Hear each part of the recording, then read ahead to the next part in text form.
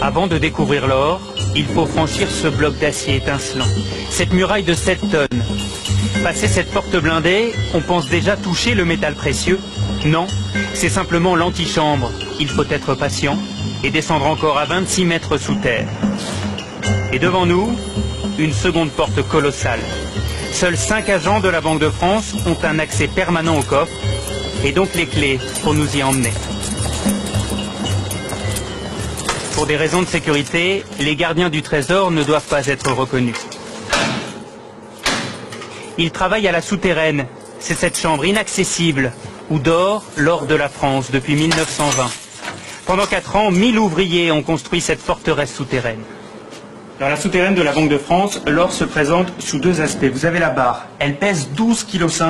Cela représente à peu près 250 000 €. Et vous avez quelque chose de beaucoup plus léger, le lingot. Le lingot pèse 1 kg pour à peu près 20 ou 25 000 €.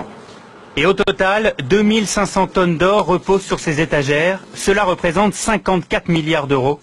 Depuis 5 ans, le stock a diminué. La France a vendu 500 tonnes d'or pour acheter des devises en dollars et en yens.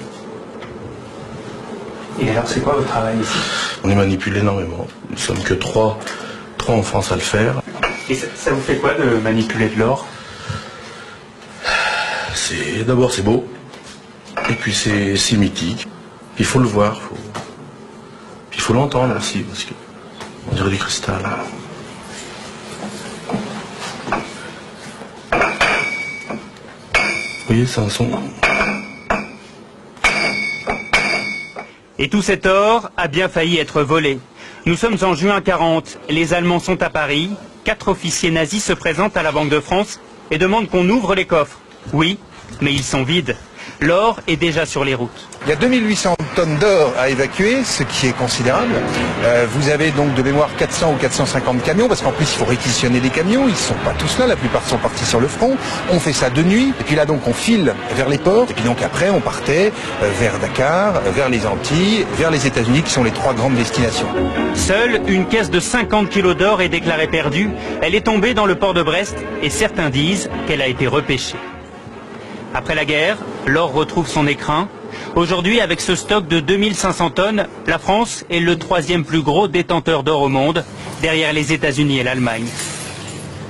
Cet or, c'est la forme ultime de paiement dans le monde. Donc, ça fait partie de ce qui donne le crédit à la France, à l'économie française. C'est de la monnaie sous une autre forme que nous gardons précieusement contre tous les vols, toutes les tentations qui pourraient exister.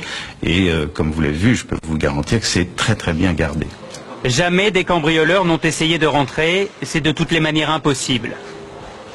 Avant de ressortir, nous longeons ces caisses en aluminium, encore de l'or.